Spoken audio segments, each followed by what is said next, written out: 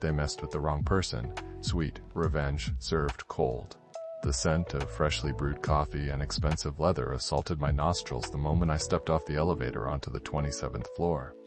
Harrison Associates. My new kingdom. Or so I thought. My name is Anna.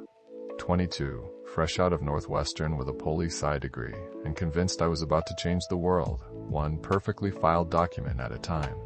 The reality was a little less glamorous. Office assistant junior paralegal, translated to coffee runs, endless photocopying, and trying not to spill anything on Mr. Harrison's ridiculously expensive suit. Mr. Harrison. The name resonated through the firm like a low hum. Senior partner, rainmaker, the man who seemingly single-handedly kept the firm afloat. He was charming, silver-haired, with a smile that could melt glaciers. He'd even patted my hand during the interview and told me I reminded him of his daughter. I'd thought it was sweet. Naive me.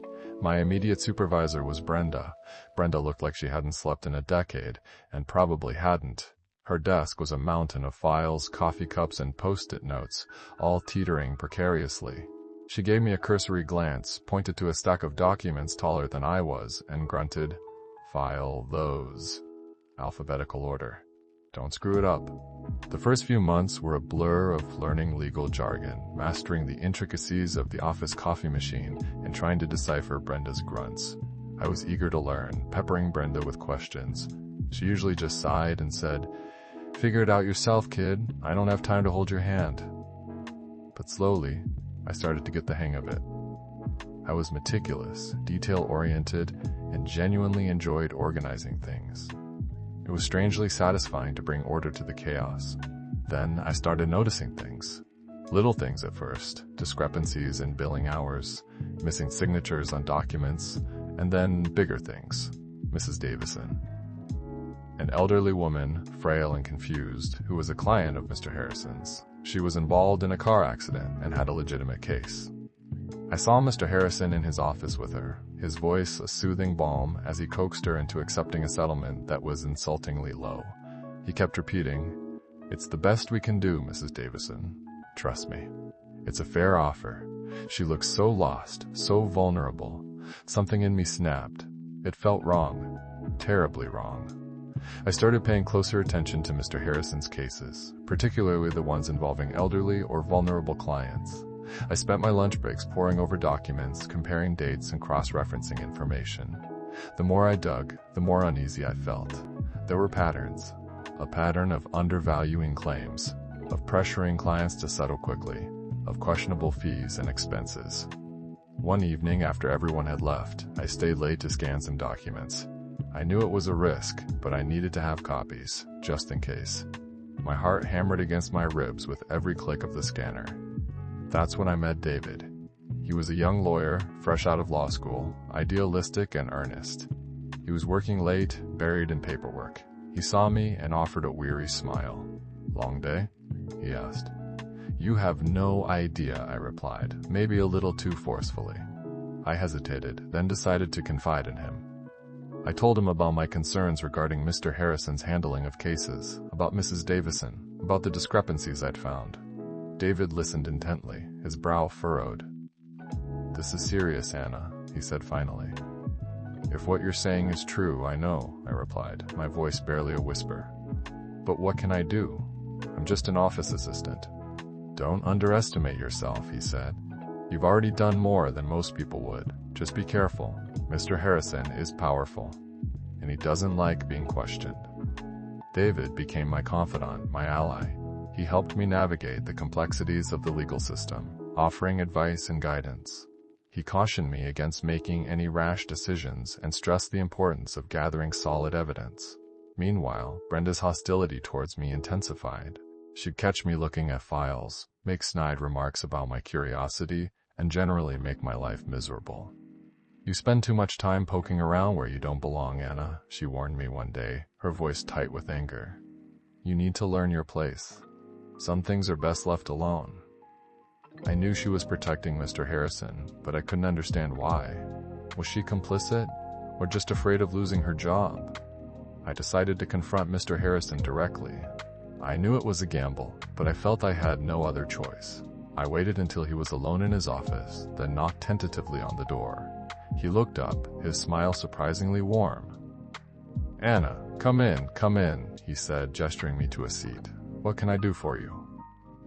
I took a deep breath and laid out my concerns. I told him about Mrs. Davison, about the billing discrepancies, about the pressure tactics.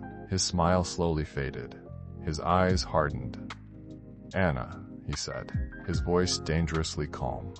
"You're a bright young woman, but you're also naive. You don't understand the complexities of the legal profession. These things aren't always as they seem." He launched into a long, convoluted explanation, using legal jargon to confuse me and making me feel like I was the one who was wrong. He ended by saying, "I appreciate your concern, Anna, but I assure you everything is perfectly above board. Now, I suggest you focus on your work and leave the legal strategizing to me." He dismissed me with a wave of his hand. I left his office feeling deflated and defeated. Had I imagined it all? Was I just seeing things that weren't there? But deep down, I knew I wasn't wrong. And that knowledge fueled my determination. I kept digging, more carefully this time, covering my tracks and sharing my findings with David. We discovered a network of shell corporations and offshore accounts that Mr. Harrison was using to siphon money from his clients' settlements. The evidence was damning. Then, the hammer fell. I arrived at work one morning to find my desk surrounded by security guards. Brenda was there, her face a mask of smug satisfaction. "Anna, you're being terminated, effective immediately," she said, her voice dripping with venom. "You're also under investigation for embezzlement." Embezzlement? I was stunned. Accused of stealing from the firm's trust account? It was ludicrous. They escorted me out of the building like a common criminal. My world crumbled around me. I was jobless, facing criminal charges, and completely alone. Despair threatened to engulf me, but I refused to let it win. I wouldn't let Mr. Harrison destroy me. I would fight back. I used my meager savings to hire a private investigator. He was a grizzled, cynical ex-cop named Sal. He didn't mince words. "This Harrison guy is a shark," he said. "He's got connections, deep pockets. Taking him down won't be easy." But Sal was good. He dug deeper than I ever could have, uncovering even more evidence of Mr. Harrison's illegal activities. He tracked down witnesses, uncovered hidden documents, and built a solid case. Meanwhile, David risked his career to help me. He provided me with legal advice, helped me prepare my defense, and even agreed to testify on my behalf. We decided to take our story to the media. We leaked information about Mr. Harrison's activities to the local news. The story exploded. Suddenly, everyone was talking about Harrison Associates. The firm's reputation plummeted. Clients started to leave. Mr. Harrison was furious. He tried to silence us, threatening legal action, but we refused to back down. The climax came in the courtroom. I represented myself, facing Mr. Harrison and his high-powered lawyers. I was terrified, but I was also determined.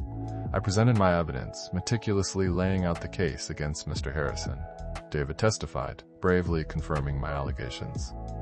Mr. Harrison's lawyers tried to discredit me, painting me as a disgruntled employee with a vendetta. They argued that the evidence was circumstantial, that I was misinterpreting the facts. But the evidence was too strong, the patterns too clear. Judge Thompson, a stern but fair woman, listened intently, her expression unreadable. Finally, she delivered her verdict. She dismissed the embezzlement charges against me and ordered a full investigation into Mr. Harrison's finances and business practices. The courtroom erupted. Mr. Harrison looked like he'd been struck by lightning. Brenda's face was ashen. The authorities launched a criminal investigation. Mr. Harrison's assets were frozen. He was facing serious jail time. Brenda was exposed as an accomplice. She lost her job and faced potential legal repercussions. Davison was contacted, and with the new evidence, she was awarded a significantly larger settlement. Justice finally had been served. Mr. Harrison was eventually found guilty of fraud, embezzlement, and a slew of other financial crimes. He was sentenced to 15 years in prison. My name was cleared. I received numerous job offers from reputable law firms, firms that valued ethics and integrity. I decided to pursue a career in law. I wanted to use my experiences to help others, to advocate for those who couldn't advocate for themselves. I walked away from Harrison Associates with nothing but the clothes on my back. But I gained something far more valuable, the knowledge that I could stand up to injustice, that I could fight for what was right, even when facing seemingly insurmountable odds. The sweet taste of revenge was satisfying, but the real victory was knowing that I had made a difference, that I had helped those who needed it most. I started a new job at a small public interest law firm where I focused on elder law. David and I remained close friends, bound by our shared experience and our commitment to justice. The scars of my time at Harrison Associates remained, but they served as a constant reminder of the importance of integrity, of the power of perseverance, and the cold, sweet satisfaction of revenge when it served with the side of justice.